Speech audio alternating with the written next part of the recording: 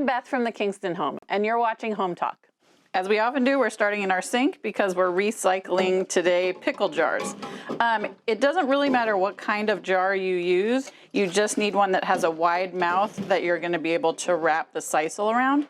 So you soak it in the sink. I've left mine in for about an hour, and then you're just going to take a pot scraper and start getting the labels off. You can do this with a razor blade if you want to, but I like using a pot scraper because I don't have to worry about cutting myself.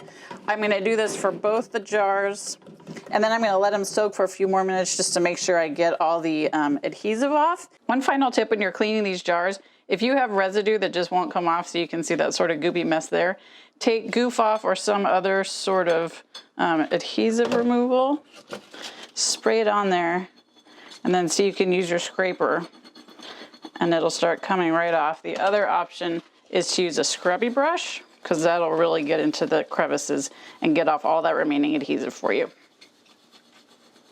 So we're going to use some Krylon Sea Glass spray paint. You've seen me use this in a bunch of other videos. I'm using the aqua color, and you just want to go as light as possible. You may just do one coat. You may decide you want to do two.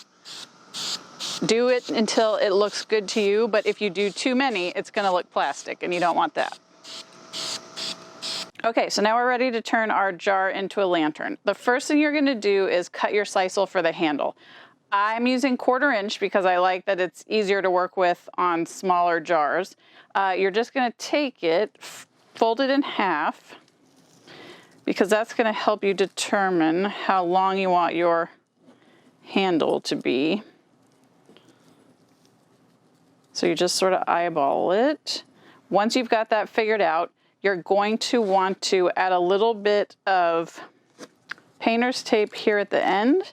And we're going to cut that off, and then we're going to cut it in half again to make our handle. So I'm going to get a box cutter, give it a nice cut. You can leave it like this, but I find it a little bit easier to use if it's cut.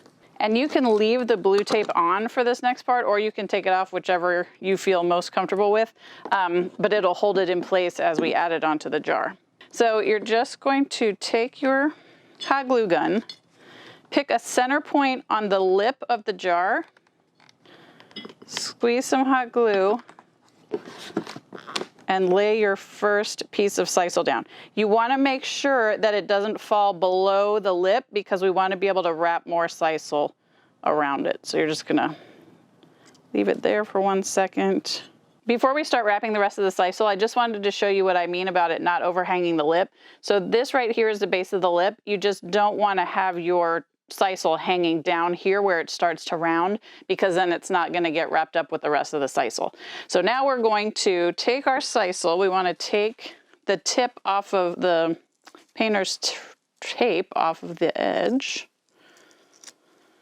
And you're going to decide which side you want to be your front and which side you want to be your back. So it's either this side or this side, because that's where you're going to start your sisal. And you're going to start at the very base of the lip.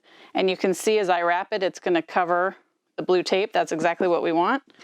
So you're going to start a thin layer, or just a thin layer of hot glue, go about 1/4 of the way around, add your sisal, and then continue all the way around. You want to, sometimes when you're using hot glue, you don't necessarily need it everywhere on the project. Because this is something that we're going to want to hold some weight, we want it to go all the way around because we want the hot glue to hold it in place. So especially as you go over where you've got the handle, you're going to want to make sure to add some more hot glue, press down, and then we're going to go all the way around.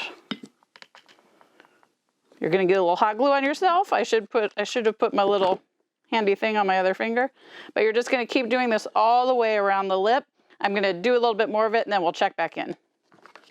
So I've done it all the way around. I don't know if you guys can see this, but because of the ridges on the lip of the jar, there's spaces in between the sisal. So now I'm going to go around a second time, and I'm actually going to do another layer in between each of those lines. So that'll cover the gap. It'll also make it a little sturdier before we finish the project.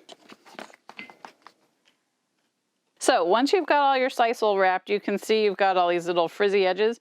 You don't have to cut those, but if you want to, you can easily trim them with a little pair of fine scissors. So it's totally up to you whether you want it to look totally natural and a little bit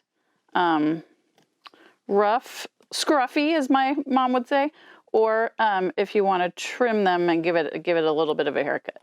Okay, now we're ready to fill it and put it on our shelf. And now you'll never look at pickle jars the same way again because we've just turned one into a coastal theme lantern. A couple of tips. It could hold the weight of an actual candle, but you want to use a battery operated one instead because this is flammable, so we want to make sure that we're careful. You could also fill it with sand and put a votive in it, whatever tickles your fancy. I mentioned earlier about making it into a vase. This will actually help prop up the flowers, so you could put flowers in on either side and it would make really a lovely bouquet, and this sisal actually helps to hold everything in place. Until next time, this is Beth from the Kingston Home. Thanks for watching.